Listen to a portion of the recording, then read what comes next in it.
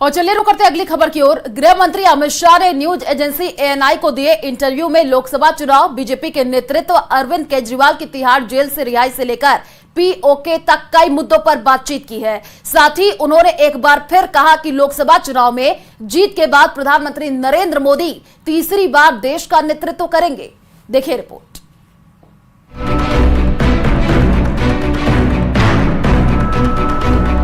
पाक ऑक्यूपाई कश्मीर भारत का हिस्सा है और इस पर हमारा अधिकार है कि जिसका बुरा समय आता है भगवान सबसे पहले उसकी मति हर लेता है। कांग्रेस पार्टी के साथ शायद यही हुआ। नरेंद्र मोदी जी ने घर में घुस कर मारा। यूसीसी हम लाएंगे। हमारे संकल्प पत्र का एक अहम मुद्दा है। एक देश एक चुनाव का नियम भी हम लाना चाहते हैं। न्यूज एजेंसी एएनआई को दिए इंटरव्यू में अमित शाह ने कई अहम मुद्दों पर खुलकर बात की।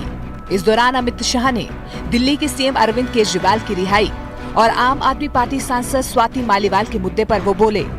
अमित शाह ने कहा है कि दिल्ली के मुख्यमंत्री अरविंद केजरीवाल को दी गई अंतरिम जमानत एक नियमित फैसला नहीं था। उन्होंने दावा किया कि कई लोगों का मानना है कि अरविंद केजरीवाल को स्पेशल ट्रीटमेंट दिया गया है। वो कैंपेन में तो कह रहे हैं कि अगर झाड़ू पे वोट लगेगा तो उन्हें जेल जाने की जरूरत नहीं होगी। देखिए, तो मैं तो मानता हूं कि सुप्रीम कोर्ट का स्पष्ट रूप से कंटेम्प्ट है। इनका कहने का मतलब है जो विजयी होता है सुप्रीम कोर्ट उनको दोषी होने के बावजूद भी जेल नहीं भेजती। अब जिन जज साहबों ने उनको जमानत दी है उनको ये सोचना है कि उनके जजमेंट का क्या उपयोग या दुरुपयोग हो रहा है। आप उस जजमेंट के बारे में क्या कहेंगे? देखिए, सुप्रीम कोर्ट को अधिकार है न्याय की व्याख्या करने का, पर पहली बार हो रहा है कि मगर मैं मानता हूं ये रूटीन और नॉर्मल प्रकार का जुडिशियल जजमेंट नहीं है।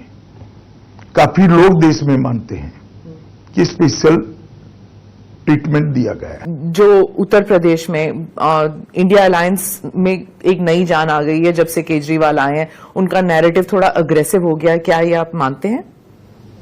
अभी तो वो कोई अलग इश्यू में ही फंसे हैं, थोड़ा इनको फ्री हो जाने दीजिए, बाद में देखो क्या होता है। पर वो जिस इशू में फंसे हैं वो राज्यसभा की मेंबर हैं स्वाति जी। देखिए, मैं इस पर टिप्पणी करना नहीं चाहता। अगर कोई पुलिस को कंप्लेन करता है तो पुलिस उसका संज्ञान देगी, मगर मैं इतना ही कहता हूं कि अभी उनको बेचारे को जिस इश्यू में फंसे इससे निपटारा लाने दीजिए, काहे को ये सब में उलझाती है। गृह मंत्री अमित शाह ने कांग्रेस नेता राहुल गांधी को लेकर हुए सवालों पर भी जवाब दिया। उन्होंने दावा किया कि 4 जून को जनता जब अपना फैसला सुनाएगी तब राहुल गांधी छुट्टी पर चले जाएंगे और मोदी पीएम पद की शपथ लेंगे। इसके साथ ही उन्होंने राहुल गांधी के वायनाड और रायबरेली से लोकसभा चुनाव लड़ने पर भी बयान दिया। उन्होंने कहा कि राहुल को चुनाव से पहले बताना चाहिए था कि वो 2 सीटों पर चुनाव लड़ने जा रहे हैं। 4 तारीख को देश की जनता फैसला सुना देगी, इसके बाद विवाद ही समाप्त हो जाएगा। वो छुट्टी पे चले जाएंगे, मोदी जी शपथ लेंगे और सरकार चलने लगेगी। देखिए, कोई भी चुनाव तो कहीं पर से लड़ सकता है, मगर राहुल गांधी जी ने वायनाड से वोटिंग के पहले कह देना चाहिए था कि मैं 2 जगह से लड़ने वाला हूं। ये हाइड करना मेरे हिसाब से ठीक नहीं है लोकतांत्रिक दृष्टि से। वो भी वो कर सकते हैं, परंतु मुझे ठीक नहीं लगता। वायनाड की जनता को कहना चाहिए कि मैं 2 जगह से लड़ने वाला हूं, आप आपका फैसला करिएगा, इसमें क्या आपत्ति हो सकती। वायनाड का चुनाव पैक होने के बाद जब पोस्ट पोल सर्वे की जानकारी में खतरा दिखता है और फिर आप रायबरेली आते हो, तो मैं मानता हूं वायनाड के मतदाताओं के साथ अच्छा नहीं है। इसके साथ ही गृह मंत्री अमित शाह ने दावा किया कि इस बार के चुनाव में पश्चिम बंगाल में बीजेपी 24 से 30 सीट जीत रही है। यही नहीं, उन्होंने यूसीसी को अहम मुद्दा बताते हुए इसे लाने का भी दावा किया। मैं अभी भी मेरी बात पर कायम हूं, हम 24 से 30 सीट जीतेंगे और निश्चित रूप से बंगाल की जनता इस बार बहुमत सीट नरेंद्र मोदी जी को देने जा रही है। यूसीसी हम लाएंगे। हमारे संकल्प पत्र का एक अहम मुद्दा है कि इस देश में एक देश एक चुनाव का नियम भी हम लाना चाहते हैं, इस पर भी चर्चा होनी चाहिए। और हमारे चुनाव का एक अहम मुद्दा है कि आने वाले दिनों में हम धर्म विशेष के कानूनों को, पर्सनल लॉ को नहीं आने दें। गृह मंत्री अमित शाह ने रामलला के प्राण प्रतिष्ठा के बहिष्कार का भी मुद्दा उठाते हुए इंडिया गठबंधन पर तगड़ा हमला बोला। उन्होंने कहा कि अल्पसंख्यक वोट बैंक के डर से इंडिया गठबंधन ने ऐसा किया। मुद्दा तब बना इस इलेक्शन में राम मंदिर का कि जब प्राण प्रतिष्ठा हो रही थी, सभी राजनीतिक दलों को निमंत्रण भेजा गया। पूरे इंडिया अलायंस ने, एक घमंडिया गठबंधन ने प्राण प्रतिष्ठा का कार्यक्रम का बहिष्कार किया।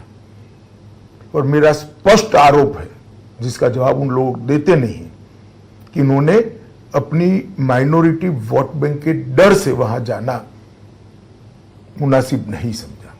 कि ईद के दिन आपको मुस्लिम भाइयों के साथ ईद मनाने में कोई झिझक नहीं है, आप मुस्लिम नहीं हो तो भी, मगर हिंदू होते हुए राम मंदिर की प्राण प्रतिष्ठा में नहीं जाते हैं क्योंकि मुस्लिम वोट बैंक आपसे नाराज हो जाएगी। किस तरह की पॉलिटिक्स है? इस इंटरव्यू में गृह मंत्री अमित शाह ने एक बार फिर कहा कि लोकसभा चुनाव में जीत के बाद प्रधानमंत्री नरेंद्र मोदी तीसरी बार देश का नेतृत्व करेंगे और वो 2029 तक प्रधानमंत्री बने रहेंगे। इसके बाद भी नरेंद्र मोदी बीजेपी का नेतृत्व करते रहेंगे। और चलिए बढ़ेंगे अगली खबर की ओर और बात करेंगे अमेठी के अखाड़े की। अमेठी में एक बार फिर प्रियंका गांधी और स्मृति ईरानी आमने सामने हैं। दोनों नेताओं के बीच जुबानी जंग तेज हो गई है। प्रियंका गांधी ने आरोप लगाया है कि अमेठी के विकास को रोका जा रहा है, तो स्मृति ईरानी ने पलटवार करते हुए पूरी कांग्रेस को ही निशाने पर ले लिया है। देखिए रिपोर्ट। आप सबने विषम परिस्थिति में कांग्रेस को गायब देखा है। कोविड की जब चुनौती आई तब गांधी खानदान का एक ही व्यक्ति अमेठी में नजर नहीं आया था। आपकी दीदी, आपकी सांसद गांव-गांव, घर-घर गई, इस बात को कोई छुपा नहीं है। कि उनको पूरे देश में ये प्रचार करना था कि देखिए अमेठी में कुछ काम नहीं होता, ये गांधी परिवार का क्षेत्र है और राहुल गांधी जो यहाँ के सांसद हैं उन्होंने कुछ नहीं किया।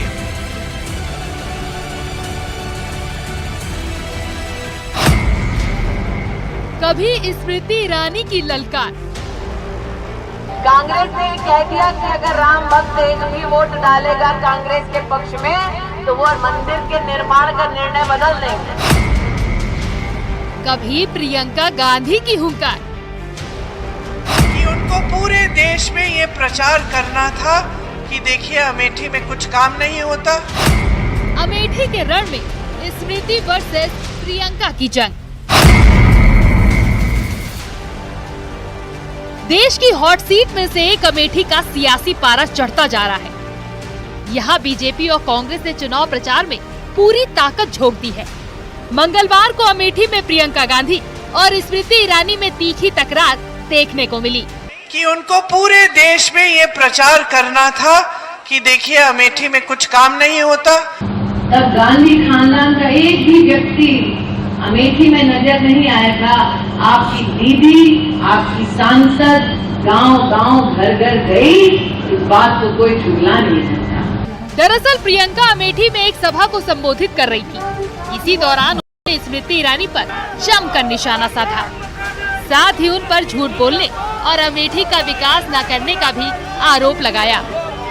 यहाँ एक भाजपा की प्रत्याशी आई जो आज आपकी सांसद है। उनका एक ही मकसद था, सेवा मकसद नहीं था। आपके प्रति कोई आदर का रिश्ता नहीं था, आपके साथ कोई रिश्ता ही नहीं था।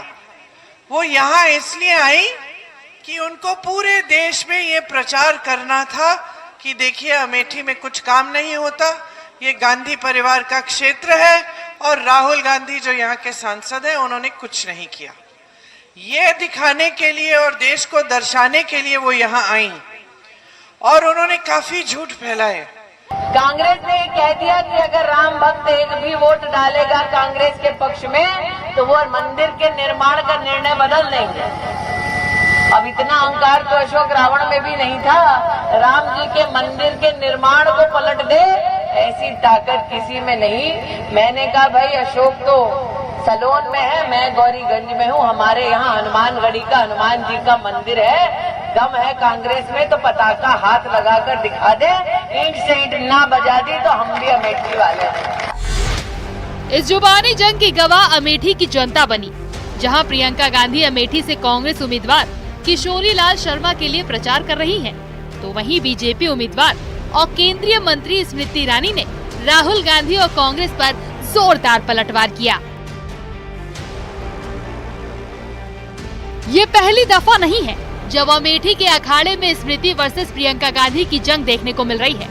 इससे पहले स्मृति ईरानी राहुल प्रियंका गांधी को डिबेट की खुली चुनौती देकर ललकार चुकी हैं। तब भी प्रियंका गांधी की तरफ से जोरदार प्रतिक्रिया सामने आई थी। मेरा आज इन सबको एक चुनौती है, आप अपना चैनल पिक करिए, एंकर चुनिए, मुद्दा चुनिए, स्थल चुनिए, तारीख चुनिए। दोनों भाई बहन एक तरफ और भाजपा के एक प्रवक्ता एक तरफ। दूध का दूध पानी का पानी वही हो जाएगा किसमें कितना दम है। मुद्दों से खुद कांग्रेस पार्टी भाग रही है। अगर मुद्दों पर बात करने का दम है, पुनः कहती हूँ, चैनल बताएं, रिपोर्टर बताएं, स्थल बताएं, तारीख बताएं, मुद्दा बताएं। हमारी पार्टी से सुधांशु त्रिवेदी जी ही काफी हैं। मुद्दे पे बात नहीं कर रहे हैं, लेकिन आप तो देख रहे हैं कि रोज रोज हम ही मुद्दों पे बात कर रहे हैं। वो लोग पता नहीं क्या क्या कह रहे हैं और क्या चुनौती है। रोज रोज तो मैं मुद्दों पे ही बात करती हूँ, महंगाई, बेरोजगारी। और चलिए फिलहाल इस बुलेटिन में इतना ही। बाकी खबरों के लिए आप देखते रहिए न्यूज़ 18 राजस्थान। नमस्कार।